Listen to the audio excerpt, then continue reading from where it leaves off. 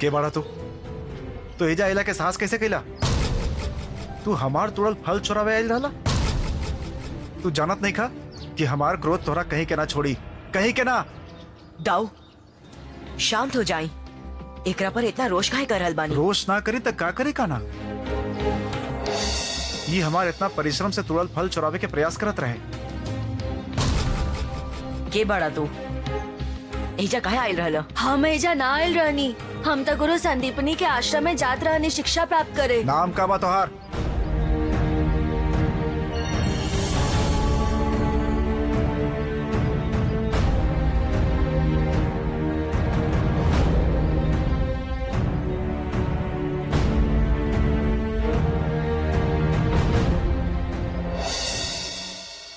रुका रुका, तू वापस काहे जा रहल बाड़ा? उनका नाम पूछला से ही हमके पता चल गल रहे कि गुरु संदीपनी के आश्रम भी अन्य आश्रम के समान ही बा। ओहिजा भी जात पात के आधार पर शिक्षा दिहल जाला। ना ही हमार जाति श्रेष्ठ बा और ना ही हम धनी बानी। यही कारण हम शिक्षा ना पा सकीले। तब वापस जाए के अतिरिक्त और का कर सकतानी? परंतु दाऊ तो केवल तोहर नाम पूछलन, जाति कुल गोत्र तो ना पूछलन। और वैसे भी गुरु और संदीपिनी के आश्रम में केहू भी केकरो साथे भेदभाव ना करेला। यदि भेदभाव होखत ता हम ओइजा ना रहती। तब तो हमरा से बहुत बड़ भूल हो गई, हमरा क्षमा कर दी। माँ हमार नाम मंदार रखले बाड़ेन, परंतु गांव में सब हमके कलुआ कहेलन। हम सब तोहरा मंदार ही कह के पुकारब। आव चला आश्रम चला जाओ, शिक्षा प्राय आरंभ हो गइल बा।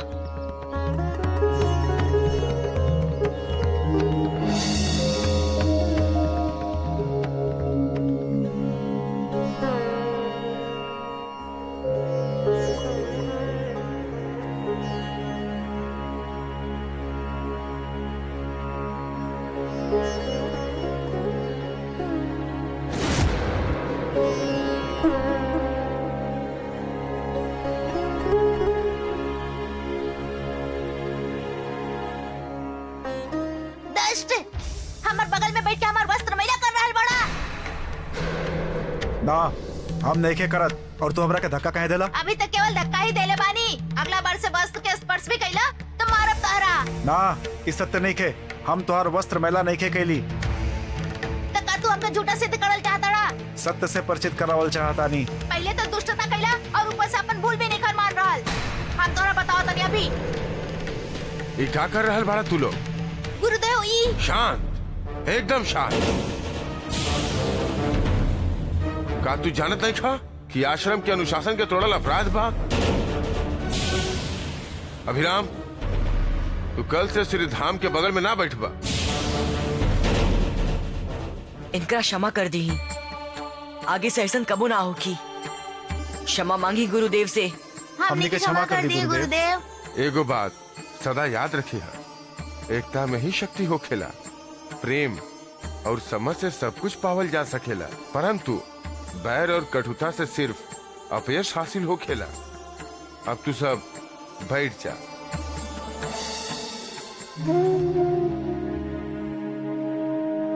हमके कृष्ण तोहरा बारे में सब कुछ बता देले बा। जा बैठ जा।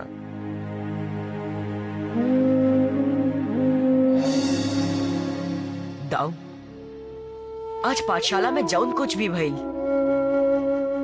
वो एगो सामान्य घटना ना रहे। कान्हा, हमके तो एकरा में कुछ असामान्य नहीं लगा था। ना दाऊ, हमके लगा था कि एकरा पीछे केहू के षड्यंत्र बा। ना कान्हा, ये तो बस तोहार संदेह बा। कबो कबो क्रोध आ जाला। जे प्रकार रवा के फल उठावत समय मंदार पर आ गई। ना कान्हा, वो तो बस ऐसे ही हमके लगल कि वो फल चुरावे आइल बा। और वैसे भी श्रीधामा काफी क्रोधी स्वभाव के बा।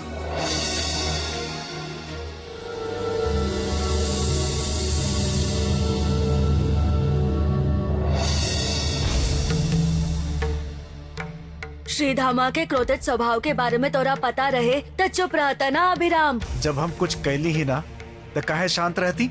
काहे? हम श्रीधामा से डरत व्रत नहीं की। अगर क्रोधी बा तो अपन क्रोध अपने घरे दिखावे। और हाँ, एक बात और जान ले कि साँच के आँच ना हो खेला। हम तो ओकरा छोड़ब ना। आज के अपमान के बदला लेके रहब उसे। अरे रुको अभिराम, अभी तो क्रोधित बाड़ा, रुको। कहना हम तो बस इतना चाहता नहीं, आज आश्रम में जो घटना घटित भइल बा वो भविष्य में वापस ना घटे। यही सब घटना के कारण गुरुदेव के कितना कष्ट भइल होगी। मारा, छोड़ा मत एकरा के। हाँ, मारा मारा मारा, तू पीछे हटा। ई भाई शोर कैसा? छोड़ा तोरा के। हाँ, तू हटा। अरे छोड़ा ले मम्मी के, छोड़ा छोड़ा मित्र, छोड़ा। अरे छोड़ा। काहे लड़ बाड़ा?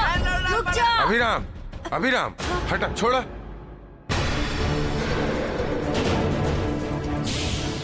विद्या के मंदिर में ऐसे निंदनीय कार्य, हमार चेतावनी के बाद भी तू दोनों आश्रम के नियम के उल्लंघन के लिए बाड़ा। गुरुजी, हम कुछ नहीं के कैले। हम अपन कुटिया में बैठा रहनी, तबे अभिराम आके हमरा पे हमला कर देलस। अभिराम, काहे के लिए तू ऐसा? उतर दा। मोहन काहे बाड़ा? उत्तर काहे नहीं दे? आत्मग्लानि के कारण गुरुवर, इनकरा तरफ से हम क्षमा मांगा तानी। इनका क्षमा कर दी। कृष्ण, क्षमा ओकरा मांगे पड़ी। अभिराम, श्री धामा से क्षमा मांगा और कटुता भुला के मित्र के समान गला मिला।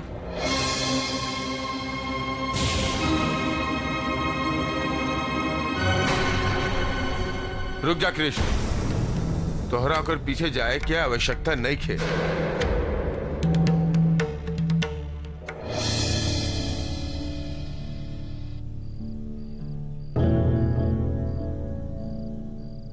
के मंदार, ना ना, एकर आवश्यकता नहीं खे। हम क्या अपन सेवा से दूर मत करें गुरुदेव। तोहार जैसन शिष्य के पाके हमरा गर्व बा मंदार।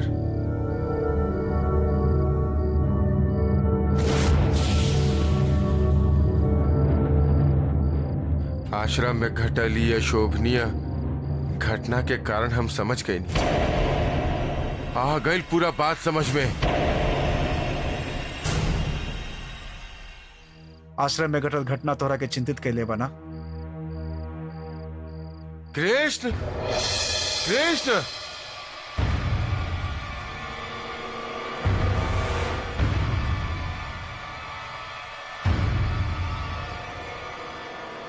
कृष्ण, आ गया गुरुवर। हम तोहरा अभी यही क्षण आपन आश्रम से बहिष्कृत करतानी। चल जा हमारा आश्रम से।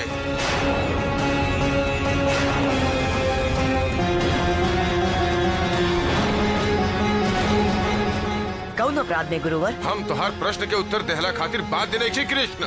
हम तोहार कारण अपन अन्य शिष्य के जीवन संकट में ना डाल सकीले। काहे डांट रहल बानी कृष्ण के आचार्य? का कैले भाई? ई जवन दिन से इजा आइल बा, ओ दिन से आश्रम में तूफान आ रहल बा। इजा ऊ हो रहल बा जवन कबो नहीं के भाई। ईरा और मन के भ्रम बा आचार्य। ई घटना में कृष्ण के कोनो दोष नहीं खे। सारा दोष यही के बादे भी। रघुआ दोषी के पक्ष मत ली। एकरा कारण ही हमारा आश्रम के मर्यादा भंग भइल बा। ना ही इजा आवत, ना ही इतना नीच घटना इजा घटत। अब यदि ये इजा रहल तो और भी ऐसा घटना घटी। एकरा निष्कासित कर देहला में ही सबके भलाई बा। हम रउआ से विनती करतानी आचार्य, कृष्ण शुभ और शुद्ध हृदय के शिष्य बा, ओकरा निष्कासित मत करी। असंभव। कृष्ण के आश्रम से जाए के ही पड़ी।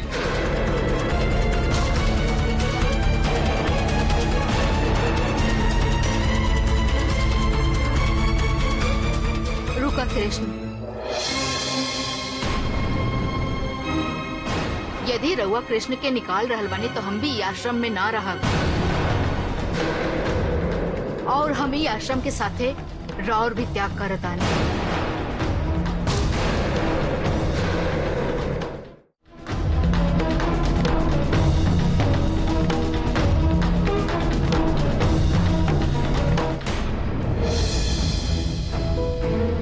दाऊ, अब तो रउआ के विश्वास हो गई होगी कि ये सब संयोग ना बल्कि केहू के संयोजित षड्यंत्र बा। हाँ कान्हा, तू सही कहला। यही से अब हमके भी एजा नहीं खे रहेगी। ना दाऊ, रवो ऐसा निर्णय मत ली। ई मर्यादा और संस्कार के विरोध बा। एकरा से गुरुदेव के अपमान होगी। रवो आश्रम में ही रुकी। सुदामा, हमने के आश्रम से बाहर कहाँ जा रहल बा? गुरुवर केवल कान्हा के एजा से बाहर निकलने बाड़न, हमनी के ना। तो फिर काहे? काहे की जब हमार सखा ओही जा हम। सुदामा, ये कान्हा के आदेश पर हमने के एजे रह के पड़ी। सखा की आज्ञा शिरोधार्य।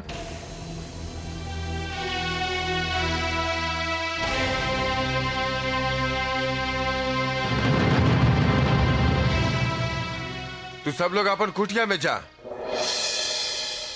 हम आचार्य जी के इतना रोष में कबो नहीं देखले।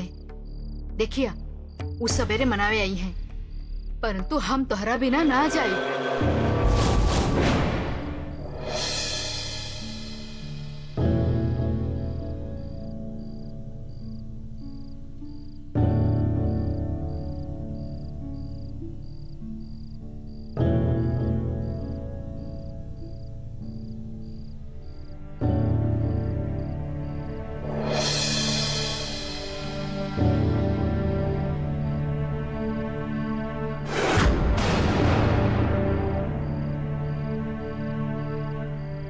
कृष्ण बेटा, अब तू सोच जा।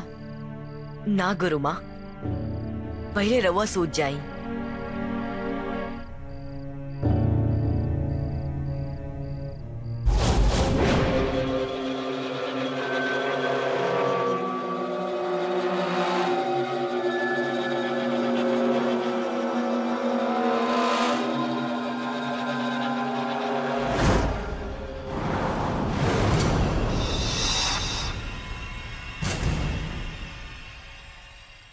कृष्ण के संदीपनी आश्रम से निकाल के प्रशंसनीय कार्य के लिए बाड़ा, लेकिन तू बाहर काहे आइला?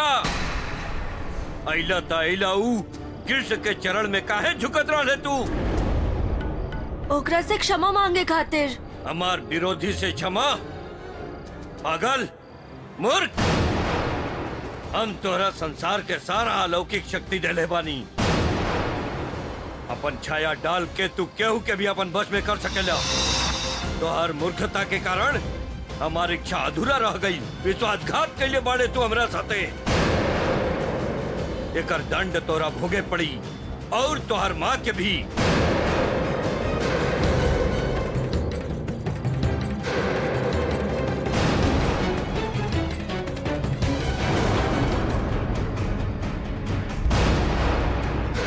अब हमरा तू दोनों के कौनो आवश्यकता नहीं खे। अपन प्रतिशोध हम स्वयं पूरा करब। हमार माँ के छोड़ दा। कदापि ना। हाँ? जा और क्षमा मांग कृष्ण से। बुला ले ओकरा अपन रक्षा खातिर।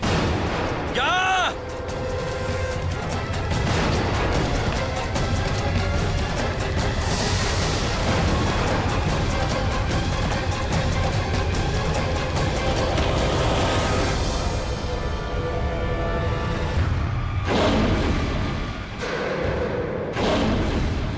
हम सब सुन ले बानी।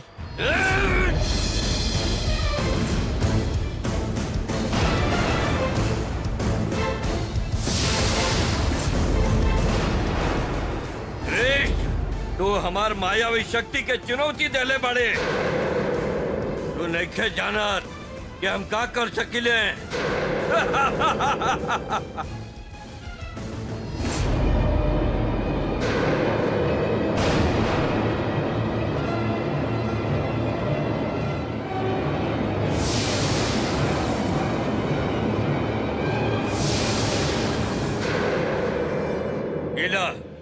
और जाके कृष्ण के वध कर दा।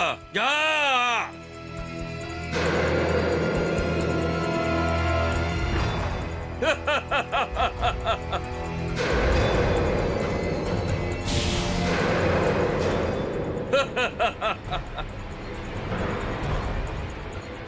ओगद की तांत्रिक शक्ति के नाश कैला खातिर हमके ओकरा वध करे के ही पड़ी।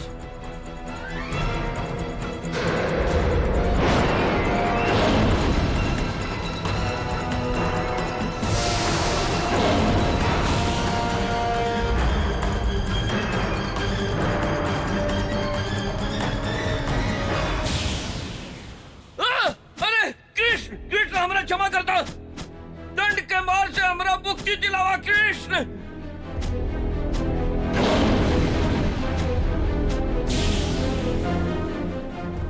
हमरा क्षमा कर दो, हमरा क्षमा कर दो। पहले अपन तंत्र के प्रभाव के रोका।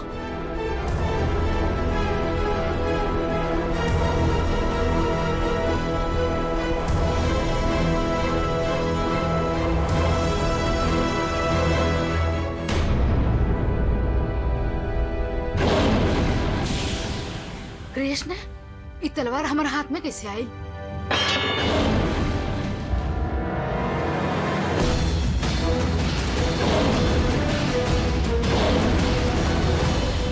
क्षमा क्षमा कृष्ण। के बाड़ा तू और ये सब केकरा कहला पर करत रहलो? बता, अन्यथा तोहरा सास के डोरी तोड़ दे। क्षमा क्षमा कृष्ण, बताओ तनी।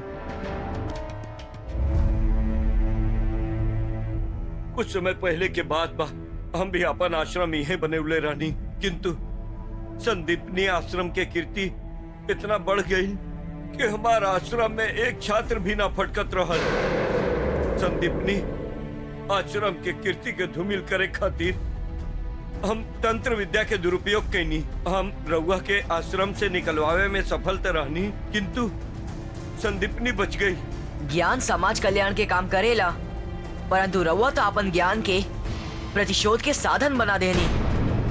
यही से राउर आश्रम में कौनो छात्र ना आवेलन। सत्य बा, सत्य कह रहल बानी रउआ।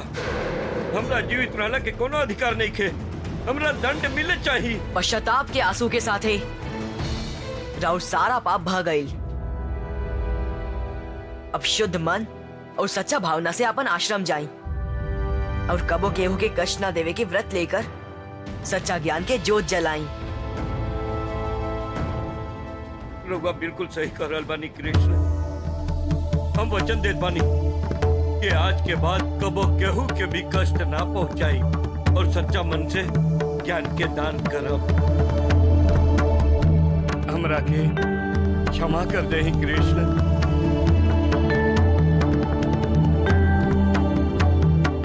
आई गुरु माँ।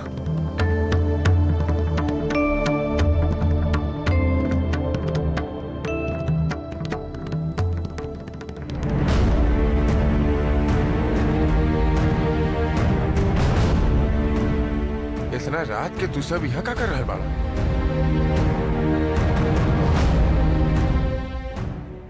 दाऊ, गुरु माता, मंदार और ओकर माँ के भांति गुरु के भी कुछ याद नहीं खे। तू केकर बात कर रहा बड़ा काना? का याद नहीं खे? वो घटना के अप्रिय जौन भी भइल, परंतु सबसे प्रिय ई भइल कि निर्धन मंदार के अच्छा गुरुकुल मिल गई। अब ओकर भविष्य संवर जाई।